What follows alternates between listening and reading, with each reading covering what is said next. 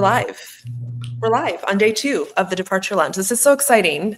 We're so excited to bring you this conversation today in the Departure Lounge because it's really important to think about when you are talking about the reality that people leave. There's also a reality that you're going to have a search of some sort. You're going to have an executive search. If it's not an executive leader navigation that you're working with, you're going to have some kind of a search to find people. And we know that that feels like a chaotic time. You have to do something. You don't have a lot of choice when someone's exited. And so we're going to talk during this session about the things that most nonprofits miss or don't take advantage of, or really waste when they have a leadership transition in front of them. So we have Jamie with us today from Ballinger Leafblad, and I am really excited to have this conversation because it's going to be a deep dive and pretty candid about the things that you need to know from a nonprofit lens. So Jamie, will you introduce yourself a little bit, talk a little bit about Ballinger Leafblad, and then we'll get into it. Thank you, Naomi, and thank you for hosting these conversations and for having me today. I'm looking forward to getting into it with you. Hi, everyone. I am Jamie Millard. I'm a managing partner and co-owner at Ballinger Leafblad. I come to executive search having worked both in philanthropy and as a nonprofit CEO. So I was leading a nonprofit, small nonprofit, for 10 years. And then I went over and worked in philanthropy for 2 years, and then I came into executive search. So the work of Ballinger Leafblad, we specialize in executive search, primarily at the president and CEO, executive director level for nonprofits, foundations, philanthropy, higher education, associations. And I think I wear a kind of unique lens in this space, having been in the seat that we are often recruiting for.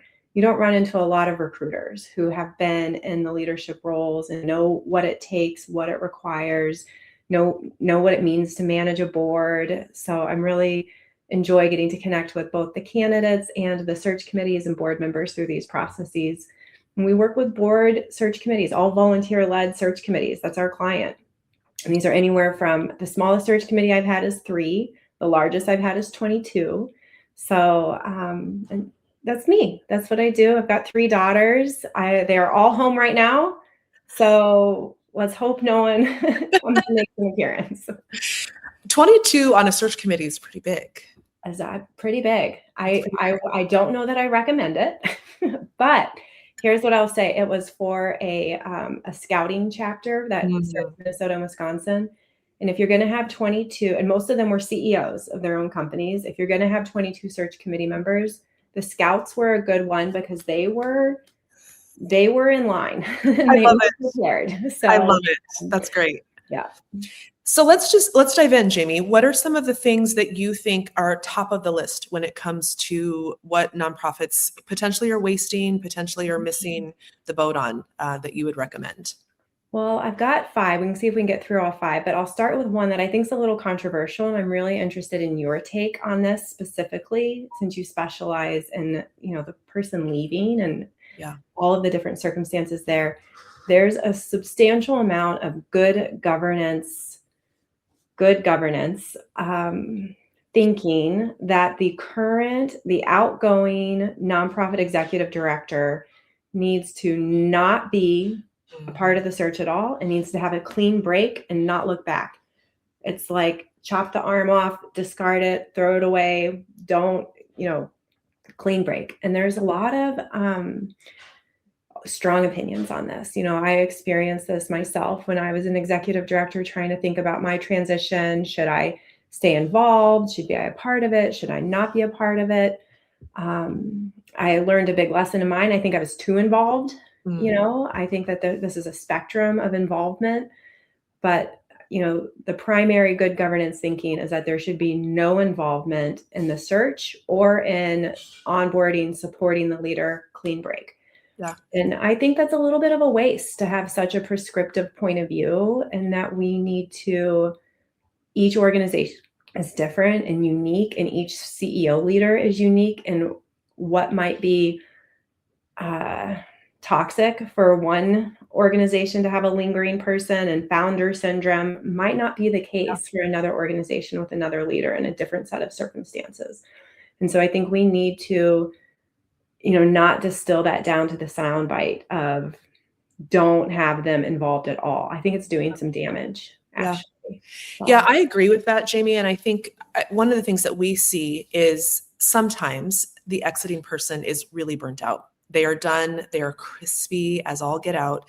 And so I think some search committees say we don't want that crispiness to bleed into the excitement of the new person coming in. But I think for the most part, we're all adults, right? And the people that are applying for positions at that executive director, CEO level understand that burnout is a part of it, especially if you've got someone that is in a high, I don't want to say risk, but a high engagement opportunity that they're working on, or a founder or someone who's been there for many, many years. I think we should give people the benefit of the doubt of knowing that they can parse through when someone's burnt out or not. I also think that it is it does a disservice to the incoming leader when a search committee says absolutely not for the outgoing person to participate. I do think, though, that I would recommend maybe that the outgoing person does not sit the search committee for that final decision, but should they be in for the first interview round? I think so. I think that really gives some color to the process that the board doesn't really have and won't understand. yeah, I just think it can look like so many different ways, and it's one thing I counsel, and I think it's helpful to, this is one of the areas where a search firm can be helpful because we are a little bit removed and we can kind of say, we can assess the vibes. We can do a vibe check, Yeah. and is this a good, should they, I love to do, like, even in the finalist round, a one-on-one tour. Maybe the current CEO Mhm. gives the final Yep. candidates a tour. And Yep. I mean, if I'm a candidate, I want to talk to the outgoing leader in the Well, process. and especially, I think something we've seen before too is if there is that separation, the incoming leader has to do a lot more reconnaissance almost to understand even what the support is that the board's going to offer or not offer. And that's pretty important. I think the thing that I would say about this, Jamie, and I'm curious what you think, is being able to identify and do that vibe check early so that everyone knows clearly what their roles are going to be, and so that it's not a wiggly woggly, maybe you'll participate, maybe you won't, depends on the day, is probably important. Completely agree. I think the whole process needs to be identified post discovery. Yeah, Discovery informs what the process should be. And then before the search launches publicly, you have all the dates for the process. Everyone knows who's involved where. The candidates know it is set, because you're spot on. A shifting process of engagement involvement leaves everyone feeling it does. uncomfortable. Yeah, Clarity is kindness. it sure is. It sure Yeah. is. So, Let's okay, want that's yeah. one. Okay, another one is kind of in the same vein a little bit. It's around continuing to discard people. In general, I think search can be highly transaction Yeah. oriented, or has been, or can be thought of that way. So we can be also transactional in how we not only treat candidates, but especially treat our finalist candidates. And this is from the organization standpoint. And I'll just share, before I came into executive search, I was a nonprofit executive director. And so I was in many other executive search processes. So I've been through, and every executive search process I went through, I never got the job. I was always Mhm. the second candidate, the finalist. So I know what it's like to not get the call. Yep. And I was applying, these roles I was going after were organizations I loved, that I had been a champion of, I'd been engaged with. I made it all the way through the process to the finalist round, didn't get the role. And then I felt just Put to the side. complete, I'd been meeting with the CEO, I'd been meeting with the senior leadership team, I'd been meeting with all the people, and then completely not engaged with after the search. And it made me change my feelings Yeah. about the organization. And so, how do we help organizations retain this engagement that they are getting Yeah. from these folks who are signing up to say, I love this organization, I care about this mission? And how do we make that close out and then the continued relationship have some connection points? So a candidate goes from, I didn't get the job, but I'm a big fan, and I'm going to Mhm. stay a fan Mhm. of this Yeah. organization. Yeah. Mhm. You know what, so this is an example of something we just recently went through because we brought on some new contractors to our team.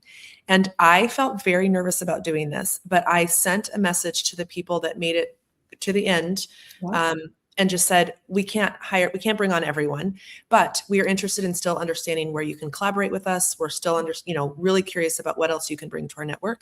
And out of the 200 people that applied for that position with us, we had 70 people say, I would love to still be involved. Like, Yes. let's do. So we've been having calls. I mean, I'm not saying that that works for an executive director position at a nonprofit, but it's all about how can you bring in raving fans? Maybe they'll become a donor. Maybe they'll become someone who is talking so highly about your organization in the future. Like, you just never know. And I think you're so right that it's another opportunity where we just cast people to the side and say, thanks, no thanks. And we just don't even, it's not intentional. It's not malicious. We don't even think about it. If anything, we think it's awkward, or maybe it's breaking confidentiality to follow up with them afterwards, or we don't just think about it. So that's one. Another one that I have similar vein is around, I think we have under recognition and under appreciation for the role of search committees. These are volunteers.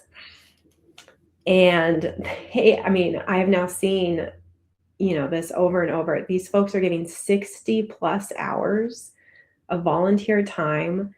And when I was a nonprofit executive director, I had never gone through, I wasn't on my own search committee, wasn't a part of that. I would have dreamed to have seen my board members as engaged as they are in a search committee. It's probably the highest engagement activity that a board member will ever go through. And they might only get to do it once hopefully in their board service. And so how are we recognizing that? How are we really showing gratitude and appreciation for them? And then how are we utilizing them after the search? So much knowledge. And the number one thing I hear from board members from search committee, say you've got a board of 12 board members and say there's 5 people on the search committee. At the end of one of our processes, one of the number one things I hear the search committee members say is, I wish all of us could have gone through this. Yeah. I wish we could have gone through this as a whole board together, because I feel transformed. I feel changed. I know this organization better than I ever thought I could. It was so rewarding. This was it's a transformative experience for search committee members. Yeah, I agree. I also think there's a potential miss too when you have a search committee that's not on perhaps the executive committee. And so you've got one group of people that are doing the search and finalizing who that next person's going to be. And it's a whole different group of people that are then responsible for, say, the first 90 days review or the annual review process. And that's a huge miss too. I don't know that I would say that you have to make sure your executive committee's on the search committee, but make sure that there's some intention as you bridge those two committees for that new incoming person, because I see that happen quite a bit too. Completely agree. The formation of who those members are is so critical. It's got to be the decision makers on the board, executive committee, absolutely the board chair. Yeah. And people who have time. Yeah. Yeah. Something else that keeps coming up, Jamie, too, that I giggle at a little bit, but it's a missed opportunity, because I think a lot of times search committees also don't get clear direction from the full board about what decision-making authority the search committee has. Yeah. What needs to come back to the board for approval, who's making decisions on who those final candidates are. So there's lots of beautiful, to your point about it's the most engaged a board may be. I think a lot of it's because they're having deep conversations about power and decision-making and equity that they don't otherwise have an opportunity to have. And so that's really transformational. Yeah. And they're getting to know, the reason we sign up for board service is we care about the mission, but we also want to be amongst peers. It's a opportunity to be connected and to have belonging for your own volunteer service. In a search committee, you find belonging with peers and a shared decision-making process. And I think that's very socially rewarding for board members. And you're spot on about the process. Know from the very beginning, it's one of the first things that we work through is who is making the final. Are you bringing one candidate to the board for full vote? Are you bringing 2, which I do not recommend, and let's look at the succession plan. Let's look at the bylaws. Let's talk to the whole board about how this is going to go, so that you're not on an island as a search committee and thinking that you're in alignment when you're not in alignment with your full board. I love that.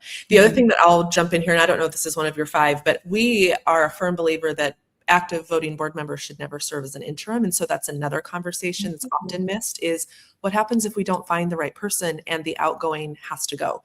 Who's going to sit in that interim seat? So that's another conversation that, as you're watching and listening, to think about and keep in mind. Yeah, that's a really good one. I'd say most of the time by the time we're brought in, which this is a whole other segment about when to bring in the search firm. By the time we're brought in, usually that's been decided. Usually the interim is in place or they're not going to do an interim, which is always an interesting choice. So that's a good one. I'm going to remember that one. I like that. Yeah. Mhm. Yeah. What Okay. else? What else do you Yeah, have? what else? Okay, let me look at my list here. Okay, I've got two more. And then, okay, I've got one here around, so my background is in communications. So very much deep communication, storytelling, media engagement. And this one just floors me because a leadership transition is one of the moments that I think the most people are paying attention to your organization. It's 100%. such natural earned media, earned attention, free attention on your organization. People are curious. People want to know what happened, what's going to happen, how's it happening, what's going to be next for this organization. You think people care about your gala? They do not care about your gala, but they do care about your leadership transition. And they only get really three, if you're lucky, you get three things that happen from a typical kind of communication cycle: a press release about the outgoing leaders leaving, the job posted, and then a press release about who was hired. Yep. Yep. You're so right. Okay, but I'm curious, what would you add into those three then? Well, I just brainstormed a list for you. Okay. Here's what I would do. I would say, oh my gosh, there's so much opportunity for content. Think about it as a campaign. And so what are all the possible moments in this campaign? You're doing discovery. You're talking to all these folks. What are you learning from those folks? Who's on your search committee? Why are each one of those members of your search committee signed up to engage? What are they hoping to find in this next leader? And then as you're posting it, as you're trying to recruit, how are you telling and selling your organization? What's it like? A day in the life of XYZ Health Clinic CEO. Here's the desk. Here's you could do all sorts of little videos and moments while the job is while you're recruiting, while it's open, to try and show what the power and possibility of the mission and the organization. And then, you have things that we learned about ourselves in this search. I mean, boards and search committees are doing deep discovery and they're learning amazing insights. I honestly think search can be more transformative than strategic planning if you're going deep enough, if you're asking the right questions, if you're taking time to reflect. And so we share that kind of work with strategic planning, but we don't share it when we're going through it in a leadership transition moment. It requires vulnerability from a board to be willing to share some of that as they're going through what's already kind of a moment of uncertainty and vulnerability, but to invite people into that journey. And then there's all the content once the new person starts. Oh my gosh, once a leader starts, I want to know what's their first, we think of the first 100 days as in going out and meeting. I want to hear, okay, who's this person meeting with? What are they? If I was their comms person, I would be taking pictures of them and talking about, what was the listening tour? Here's what happened. What are the reflections? And it doesn't need to take itself too seriously. Some of these things can be short, sweet, fun, engaging. I think a lot of gratitude orientation for all of the gratitude for all of everyone who's part of the process and contributed, and staff and board. And even, as you're talking, I'm even thinking about how powerful it would be along the way to even just say, for example, we had 500 applications. And as this process comes to a close and we start to dig into who's going to be the right fit for this, we just want to express gratitude, to use your exact words, Jamie, for all the people that signed up and said, we would like to be a part of this. I mean, that's so powerful. And we see it so often that the organization literally sometimes goes dark during a transition period. And I don't know if it's as much because we're focusing all our energy on like the root system of knowledge transfer and those kind of things. I think it's more about, we just don't know what to say. So I love those examples. We don't feel permission to share about these things, especially for a CEO, executive director transition. The comms person might not be getting guidance from that person to do this kind of transition campaign. And so I do think that there's a lot of opportunity here for transparency and for engagement and to invite folks in and, sell your organization too. I mean, sometimes when we have a client that maybe doesn't have strong enough visual assets to create a compelling position profile, we'll hire a photographer and I'll art direct a photo shoot, go to the organization's site, set up I love that. what's needed to make sure that we are showing the work. Yeah, And I love that. so I think that one's really very passionate about that one. And then my last one is around not outsourcing your network. And so what I mean by that is you hire a search firm and then you think the search firm Magic. finder, go find the person.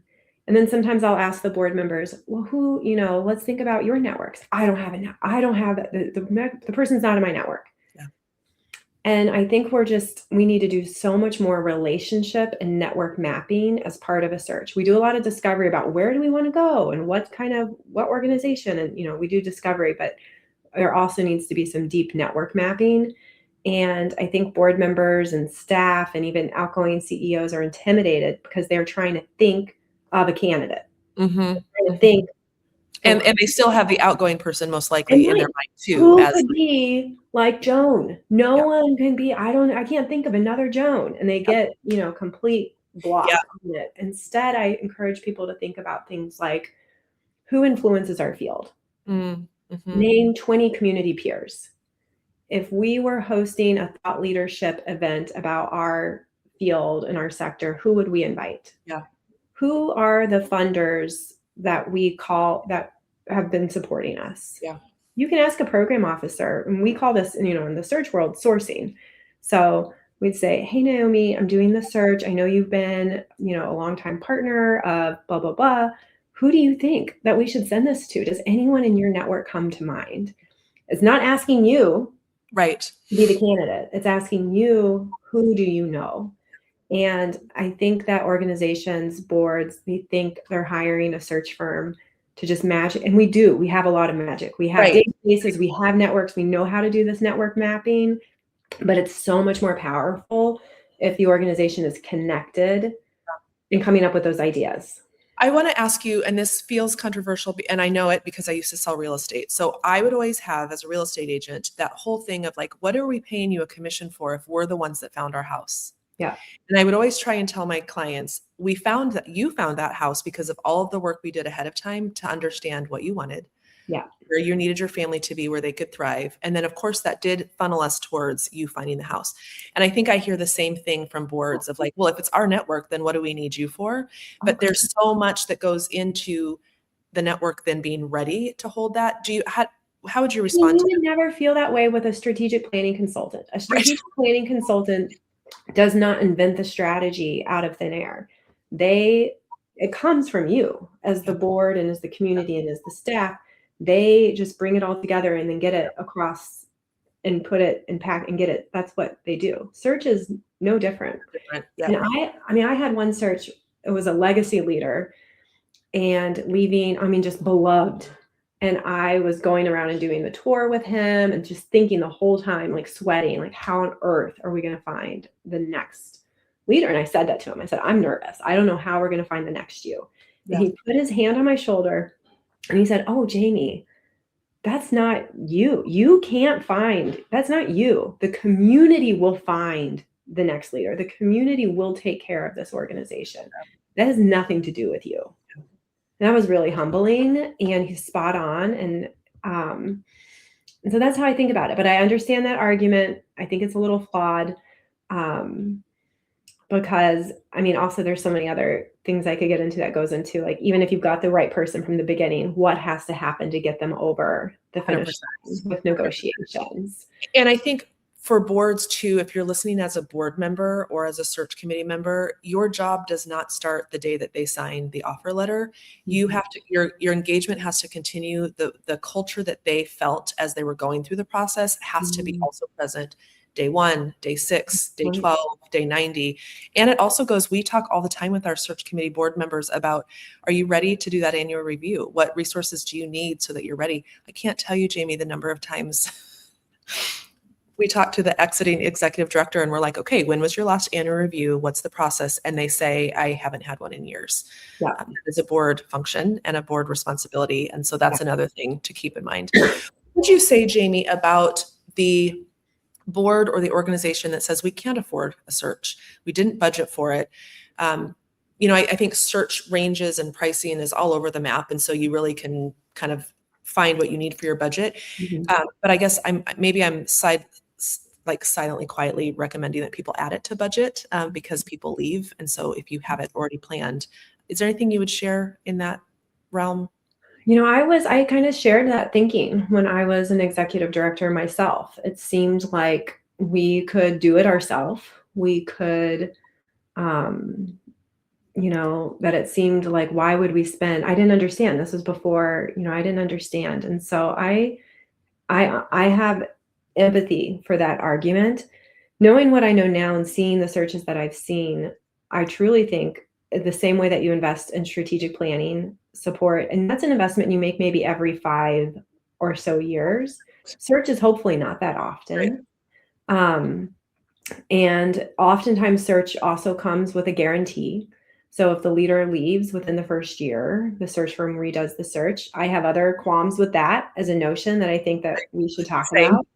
We don't have time for that, but I also agree. Yeah. I'm not a fan of guarantees. But So I think it does need to be budgeted for. The number one most important thing that a board will ever do is hire and fire the executive CEO.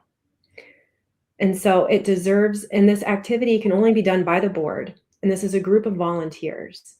And so the board should be the one saying, this needs to be invested in. Where is the money in case this happens? Is it from reserves? Is it in reserves? We need to make sure that we have this in cash flow. If that's often where smaller organizations find it, if it's not set aside, they just cash flow it. But that's the board needs to be the one asking those questions, because you are the ones that are on hook for this process and you are volunteers. And so, I think I would even not push back, but just add some flavor that we are also seeing that folks are coming into organizations and being like, I'm here for 3 to 4. And so I think that we are starting to get into a phase maybe where search is going to be more often, not in a disaster crisis mode, but just because someone, especially if you're coming in as a founder successor, I think a lot of folks, it's like, I'm here to bridge that gap. 3 years is about the average that we're seeing for successors to founders. And so getting that board mindset of not only how are we going to fund this, but making it normalized that you likely will have a search in your term. If it's like a 6-year term, it's very likely.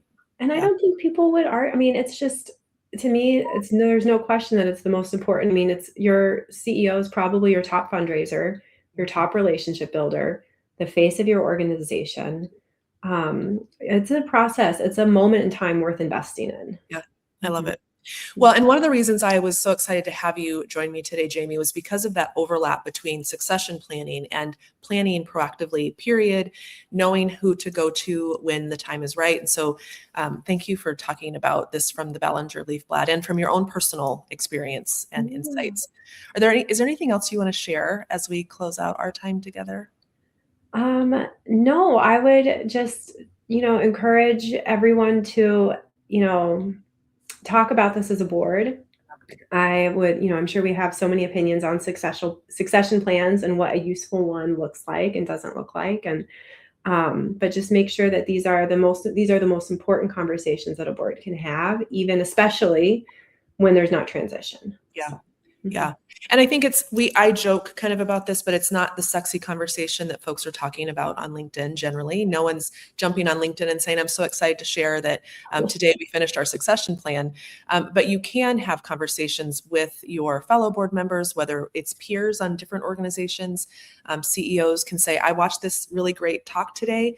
Bring that to your board chair. Use the way that it's going to be the easiest into that conversation. And Jen just said, I'm going to see if I can do this. This is where I'm going to challenge my tech availability. I don't know if you can see that there. Jen says that's such a good point that search is happening more frequently and that most board members will go through one. Do you have a typical price that you recommend? for people to hold in budget? I mean, it depends, because I think a lot of search firms will charge, like, for example, the amount of the executive director's salary, but that's also not always equitable. Depending. Yeah, we do not do that. Yeah, I don't have an amount. I mean, I guess I would say that I see ranges anywhere from 30,000 to 100,000. I don't know if you're comfortable sharing your range. Yeah, no, I think that's accurate. You know, and I would say, you know, our firm, we do not price our engagements based on salary because it incentivizes the search firm to go with candidates that have higher salary. It's a hard, you know, it's a hard ethical line there for the search firm. So we have a project based fee because there's a lot of different, not every search is equal. You know, Right. one search Right. that the CEO might make $500,000, but it's a low lift engagement. Yep. Well, and we also see folks that will maybe come to us and say, could you just help us adjust our job description? And do you have someone that you could just have us that could just come in to do a salary band review? So I think also it's not that everyone's going to need that soup to nuts full. Also, what is soup to nuts as a phrase? That makes no sense. But it's not everyone needs the whole thing. So you might just need a piece. It also, you know, where we come in often is that team support. If you're doing all of this effort for the search for the new person, what about the team? You know, and so think about that too, and that can change budget as well. Absolutely. I know in our fee, we include I've told you this, we include the first year on coaching for our place leaders. So we pay, it's included in the fee. They get to pick their own coach. We pay for the first year of coaching. And so I think you can look at, you know, what is in that fee is really important. Well, and I encourage you too, if you're a board member watching this or going to be a board member, really ask those questions about the search firms that you're interviewing. What does that include? How is our team covered? Is there any knowledge transfer that happens? Is there what's the coverage afterwards, especially if it's a firm that doesn't offer a guarantee, which I'm a fan of not offering a guarantee. So yeah, there's so many questions that you need to ask. Jen just responded, good leadership, Jamie. Love hearing about ethical and thoughtful pricing. Thank you. Where can folks find you and the rest of your search firm, Jamie? Great. Well, you can find me on LinkedIn, Jamie Millard. I do like to post about leadership transition things on LinkedIn, and then Naomi likes it, and then that's great. So there are a few of us who get excited about these things. And then you can find our firm at ballingerleafblad.com, and just always available to be a support if anyone has any questions. And so great. Yep. So great. Jamie, thank you so much for joining me for this conversation. Next up, we're going to be talking about the contract side of bringing someone onto your team as an interim or otherwise with Brianna Ned from the Lawless Lawyer. So we have a full day ahead of really amazing conversations. Jamie, so thankful to you for the work that you do and for joining me for this call. Thank you. Thanks. Bye-bye.